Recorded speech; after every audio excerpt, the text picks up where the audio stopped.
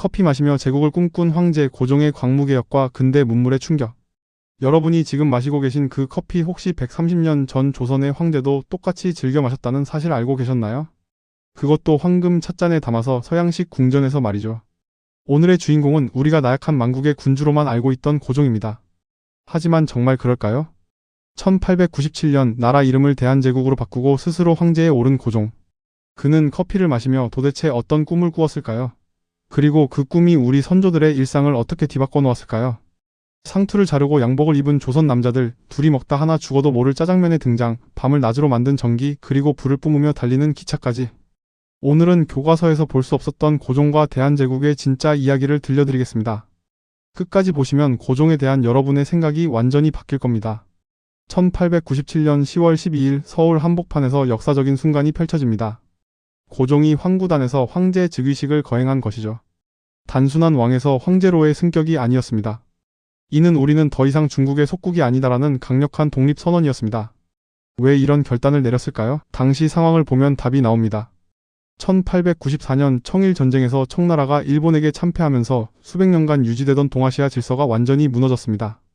이제 일본이 조선을 노골적으로 노리기 시작했고 러시아도 남하 정책의 일환으로 한반도에 눈독을 들였죠. 고종은 깨달았습니다. 이대로 가면 우리나라가 강대국들의 먹잇감이 될 수밖에 없다. 우리도 당당한 제국이 되어야 한다. 그래서 나라 이름을 조선에서 대한제국으로 바꾸고 자신은 그 누구에게도 굽히지 않는 황제가 된 것입니다. 황제가 된 고종이 가장 먼저 손댄 것은 바로 힘이었습니다. 군사력 없이는 아무리 황제라고 해도 빈 깡통에 불과하니까요. 군사력 강화 프로젝트가 시작됩니다. 근대식 군사학교를 세우고 서양식 훈련법을 도입했습니다. 기존의 활과 창만 들고 서 있던 군대가 아니라 체계적인 교육을 받고 근대 무기를 다루는 진짜 군대를 만들려 했던 거죠. 하지만 군대를 유지하려면 엄청난 돈이 필요합니다. 그래서 고종은 두 번째 대작을 시작합니다.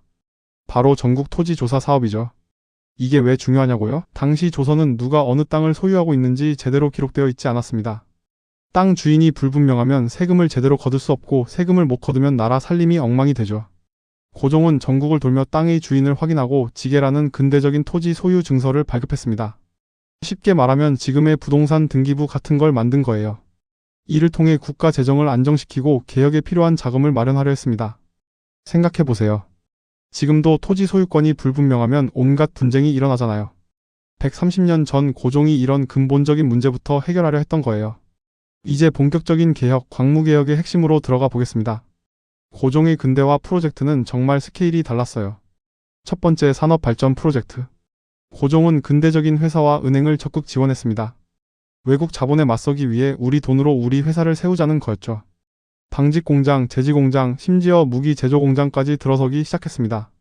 특히 은행업에 공을 들였는데요. 한성은행, 대한천일은행 등이 설립되어 근대적인 금융 시스템의 기초를 다졌습니다. 지금 우리가 당연하게 여기는 예금, 대출, 환전 같은 서비스가 이때부터 시작된 거예요. 두 번째 교육혁명. 하지만 고종은 알고 있었습니다. 기계만 있다고 산업이 돌아가는 게 아니라는 걸요.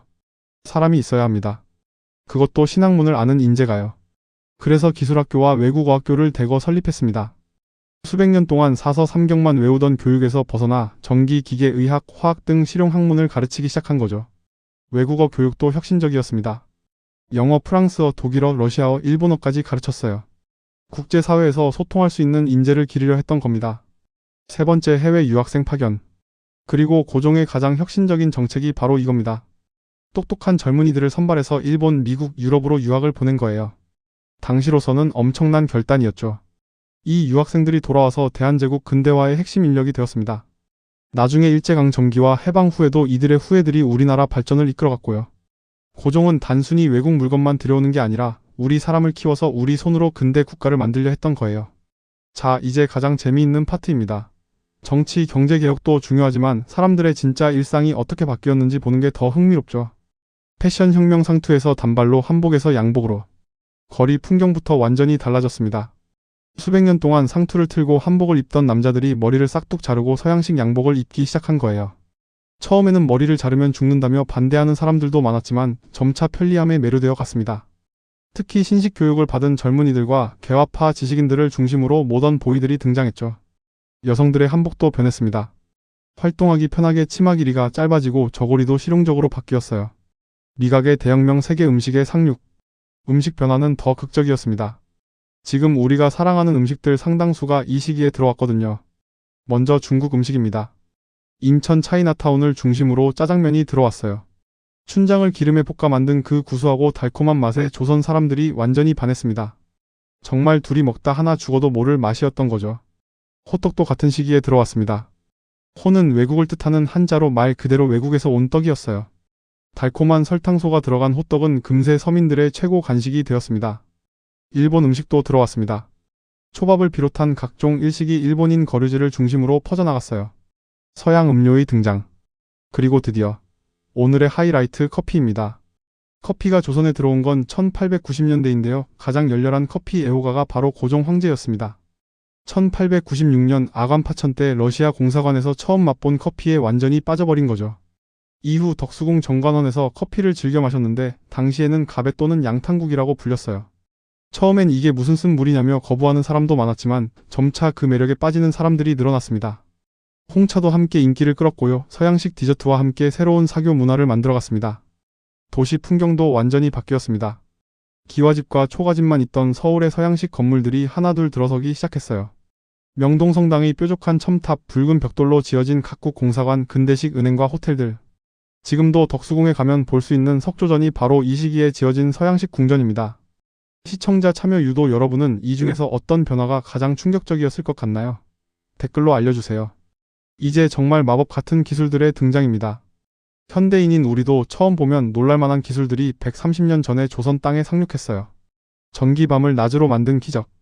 1887년 경복궁 건천궁의 전등이 처음 켜졌습니다.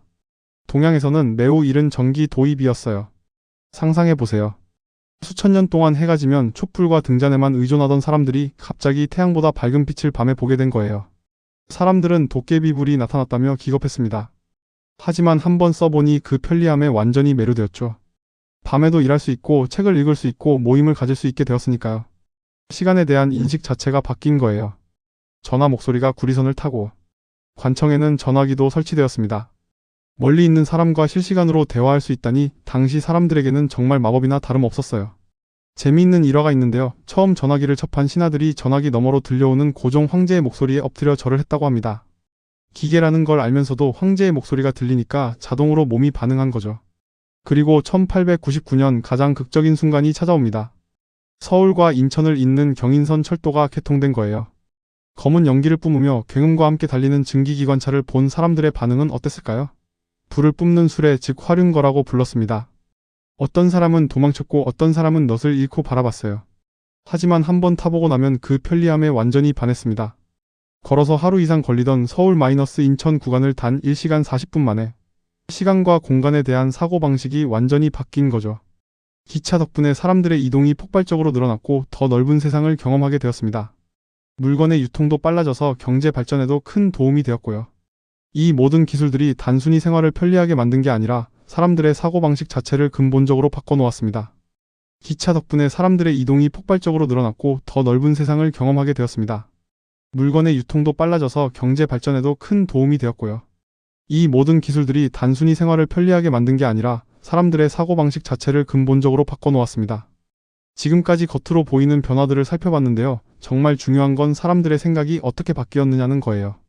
정보혁명 신문과 교육의 힘. 이 시기에 독립신문 같은 근대적 신문들이 창간되었습니다. 신문을 통해 사람들은 국내외 소식을 접하고 세상이 어떻게 돌아가는지 알게 되었어요. 교육받는 사람의 수도 급격히 늘어났습니다. 예전에는 양반 집안 남자들만 공부할 수 있었지만 이제는 평민도 여성도 교육받을 기회가 생겼어요. 이화학당 같은 여성 교육기관도 이 시기에 세워졌습니다. 세계관의 확장. 기차를 타고 다른 지역으로 이동하고 외국 음식을 맛보고 서양 건물을 보고 외국어를 배우면서 사람들의 시야가 엄청나게 넓어졌습니다. 세계가 더 이상 책 속의 이야기가 아니라 내 앞 거리에서 실제로 만날 수 있는 현실이 된 거죠. 자신감의 성장. 그리고 가장 중요한 변화는 이거였어요. 우리도 할 수 있다. 우리나라도 강해질 수 있다. 우리도 근대 국가를 만들 수 있다. 유학생들이 외국에서 배워온 지식, 새로운 기술과 제도들을 보면서 조선 사람들은 점차 자신감을 갖기 시작했습니다. 우리가 뒤처진 건 능력이 없어서가 아니라 기회가 없었을 뿐이다라는 생각을 하게 된 거예요. 이런 의식 변화가 나중에 독립운동의 원동력이 되고 해방 후 빠른 근대화의 밑바탕이 되었습니다. 하지만 역사는 고종의 꿈대로만 흘러가지 않았습니다. 현실은 냉혹했어요. 한계와 좌절. 광무개혁은 분명히 의미 있는 성과를 거뒀지만 여러 한계에 부딪혔습니다. 첫째, 재정 부족. 개혁에는 엄청난 돈이 필요한데 대한제국의 국력으로는 한계가 있었어요. 둘째, 외국의 간섭. 특히 일본은 조선이 강해지는 걸 원하지 않았습니다. 각종 개혁 정책에 노골적으로 방해를 했죠. 셋째, 내부 갈등. 급격한 변화를 반대하는 보수 세력과 개화파 사이의 갈등도 개혁의 발목을 잡았습니다. 결정적 타격. 1904년 러일 전쟁에서 일본이 승리하면서 상황이 급변했습니다. 러시아라는 견제 세력이 사라지자 일본은 노골적으로 조선을 집어삼키려 했어요. 1905년 을사능약으로 외교권을 빼앗겼고 고종은 이에 굴복하지 않고 1907년 헤이그 만국평화회의에 특사를 파견했습니다. 하지만 이 시도는 실패로 끝났고 오히려 일본이 고종을 황제 자리에서 강제로 끌어내리는 빌미가 되었죠. 그리고 1910년 대한제국은 일본에 강제 병합되어 역사 속으로 사라졌습니다. 그럼에도 불구하고 하지만 저는 이것만큼은 꼭 말씀드리고 싶어요. 고종의 개혁이 완전히 성공하지 못했다고 해서 그 노력이 무의미했던 건 아닙니다. 광무개혁을 통해 심어진 근대화의 씨앗들, 해외 유학을 통해 배워온 지식들, 새로운 교육을 받은 인재들은 이후 독립운동과 근대 국가 건설의 밑거름이 되었어요. 역사는 한 사람의 노력으로 하루아침에 바뀌지 않습니다. 하지만 그 노력들이 쌓이고 쌓여 언젠가는 반드시 결실을 맺는 거죠. 오늘 우리는 130년 전 고종과 대한제국의 이야기를 통해 우리 선조들이 얼마나 치열하게 변화를 추구했는지 살펴봤습니다. 커피를 마시며 제국의 꿈을 꾸었던 황제의 상투를 자르며 새 시대를 맞이했던 사람들, 기차를 보고 경탄했던 우리 할아버지의 할아버지들. 그들의 고민과 노력, 도전과 좌절이 있었기에 오늘의 대한민국이 있습니다. 여러분이 오늘 마신 커피 한 잔, 타고 온 지하철, 다니고 있는 학교. 이 모든 것들이 130년 전 누군가의 꿈과 도전에서 시작되었다는 것 잊지 마세요. 고종을 단순히 망국의 군주로만 기억할 게 아니라 절망적인 상황에서도 나라와 민족의 미래를 위해 끝까지 노력했던 개혁가로도 기억해야 하지 않을까요? 오늘 영상이 재미있으셨다면 좋아요 버튼 꾹, 아직 구독 안 하신 분들은 구독과 알림 설정까지 부탁드려요. 댓글에는 여러분이 가장 흥미로웠던 근대 문물을 남겨주세요. 다음 영상 주제 선정에 참고하겠습니다. 감사합니다.